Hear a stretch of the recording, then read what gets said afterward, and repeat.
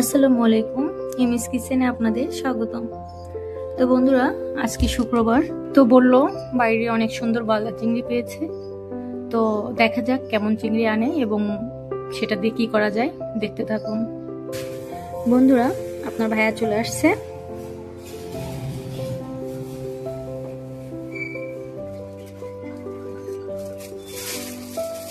তো দেখা যাক আপনাদের ভাইয়া কেমন চিংড়ি আনছে।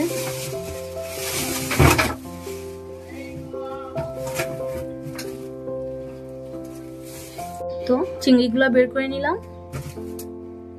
মাশাআল্লাহ, চিংড়িগুলোর সাইজও সুন্দর এবং মাছগুলো অনেক ফ্রেশ। তো চিংড়ি দিয়ে কি রেসিপি করি দেখতে থাকুন। তো আমি এখন মাছগুলো সুন্দর করে কেটে নিব।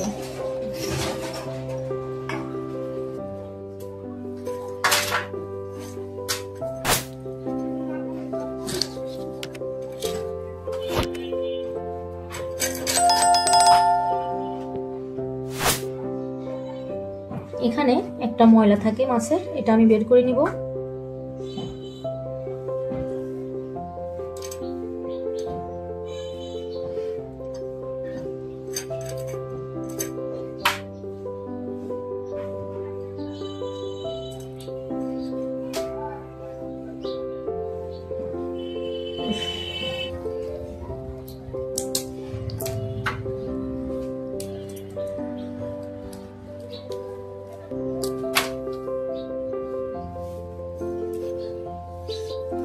এখানে একটা ময়লা শিরা থাকে, দেখতেই পাচ্ছেন, এই যে আমি বের করে ফেলবো।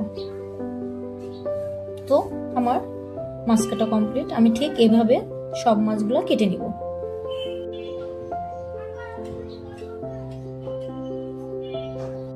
আমি চিংড়িগুলা সুন্দর করে ধুয়ে পরিষ্কার করে নিয়ে নিয়েছি। এবার রান্নাটা শুরু করব। কড়াইটা গরম হয়ে গিয়েছে, এবার আমি তেল দিয়ে দিব।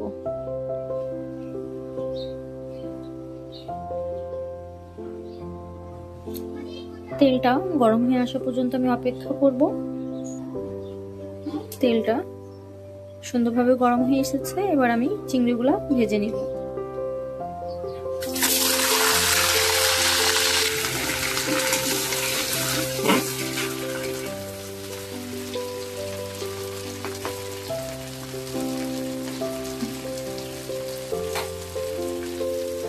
চিংড়িটা ভেজে নেওয়ার জন্য আমি কিছু পরিমাণ লবণ দিয়ে দেব।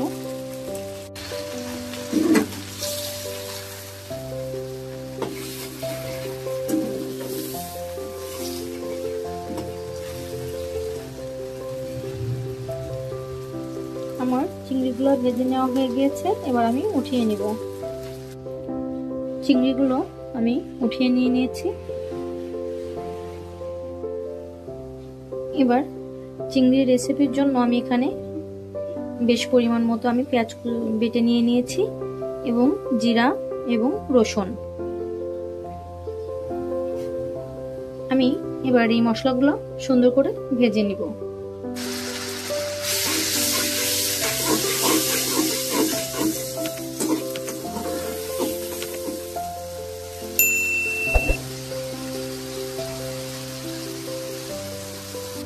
মশলাটা আমি খুব সুন্দর করে ভুনে নেওয়ার জন্য এখানে সামান্য পরিমাণ নারকেল দুধ দিয়ে দিয়েছি।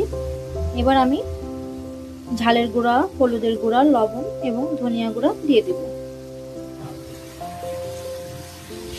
আমি এবার সব মশলাগুলো সুন্দর করে কষিয়ে নেব।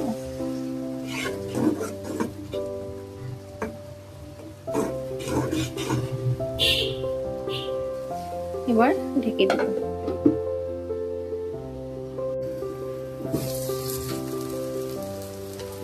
আমার মশলাটা খুব সুন্দর করে কষিয়ে নেওয়া হয়ে গিয়েছে। এবার আমি আরেকটু পরিমাণ নারকেলের দুধ দিয়ে দিব।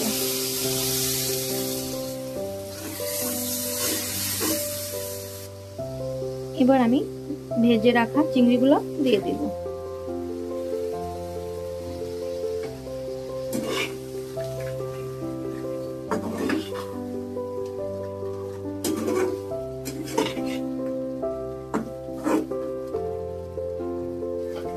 এবার ঢেকে দিয়ে আমি মশলার সঙ্গে চিংড়িটা খুব সুন্দর করে কষিয়ে নিব 5 মিনিটের মতো।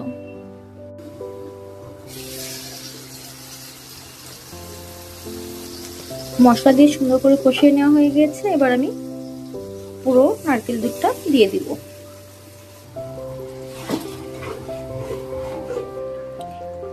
এবার আমি চিংড়িটা ফাইনালি ভুনা ভুনা হয়ে আসা পর্যন্ত অপেক্ষা করব।